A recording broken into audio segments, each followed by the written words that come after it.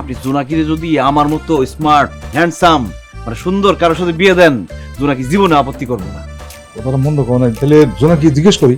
হ্যাঁ জোনাকি, জোনাকি দিকে, হ্যাঁ জোনাকি। এই জোনাকি, আব্বা আমারে ডাকছেন? রাজুকে তোর কেমন লাগে? আব্বা হঠাৎ এই কথা জিজ্ঞেস করতেছেন যে? ওরে যেটা জিজ্ঞেস করি সেটা উত্তর দে। সারাক্ষণ তো ফরফর করতে পারোস, আর কাজের সময় মুখের মধ্যে কোনো আওয়াজ নাই। তাড়াতাড়ি কো, আমার তোর কেমন লাগে? বিয়ের সাথে ব্যাপার আছে, মামাই যেটা জানতে চাইছে উত্তর দে। আর দে, সায়ার থাকিস না। রাজু ভাই আমার অনেক ভালো লাগে, খুব ভালো লাগে। দেখছেন মামা, জোনাকি বলছে আমার তার অনেক ভাল লাগে। এখানে আমার আব্বা আছে মুরব্বী, পাশের রুমে আমার মা আছে। এখন বিয়ের সাথে কথাটা আগে বাড়ান। বাড়াইতেছি। আশার জি। জোনাকি যেহেতু বলছে রাজুকে তার ভালো লাগে, তাহলে তুমি এক কাজ করো, তুমি এই রাজুর মতো একটা পাত্র আমার মেয়ের জন্য দেখো, ঠিক আছে?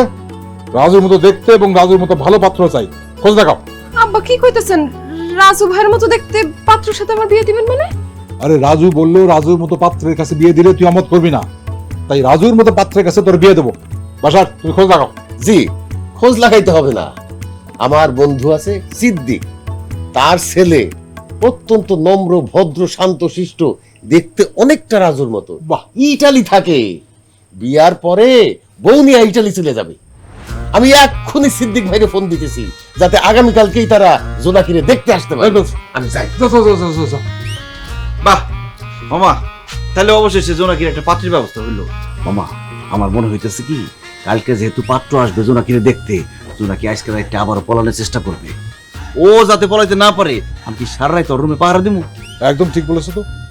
তুমি এক কাজ করো, তুমি আজকে জোনাকি রুমে গিয়ে থাকো, ঠিক মতো পাহারা দেবা, ও যেন পালাইতে না পারে। যদি কিছু গড়বড় করে, উল্টা পাল্টা করে, তুমি আমার ডাক দিবা। ঠিক আছে মামা। এই জোনাকি যা। রাত্রেবেলা যদি পলাইতে চাস তাহলে কি করি একটু?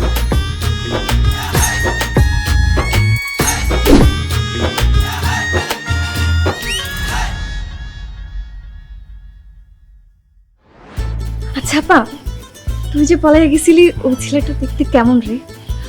না মানে তোর তো এখন বিয়ে ঠিক হয়ে যাইতেছে, আর ছেলেটা যদি একটু সুন্দর সুন্দর হয়, তাহলে না হয় আমি বিয়ে করে ফেলাইলাম। বেয়াদব কোথাকার, একদম বেশি কথা বলবি না। বেশি কথা বললে জিহ্বার টাইম না ছিঁড়ে ফেলামু। যা করতে বাইরে বাইরে। তুই আমারে মারছুস কেন আপা? আর এত রাত আমি বাইরে কই যামু? রাজু ভাইয়ের সাথে আমার জরুরি কথা আছে, তুই এখান থেকে বাইরে হ, তোর সামনে কথা বলতে পারতেছি না আমি। রাজু ভাইয়ের সাথে তোমার এমন কি জরুরি কথা যেটা আমার সামনে বলতে পারবা না? আরে শারমিন, বুঝতেছো না? কোনো জরুরি কথা টথা না। তোমার বই না আমারে মারবো, তোমার সামনে তো আর মারতে পারবো না, এই জন্য তোমার বাইরে যাইতে বসছি। সি সি সি সি রাজু ভাই, এটা আপনি কি কইতেছেন? ভাই আপা, তুই রাজু ভাইরে কেন মারবি? ওই যে আমি তোমার আপারে ধরে নিয়ে আসছি, সে তার প্রেমিকের সাথে পালাইতে পারে নাই। আমার উপর তার অনেক রাগ, অনেক ক্ষোভ, আমার একটু মারা দরকার আছে।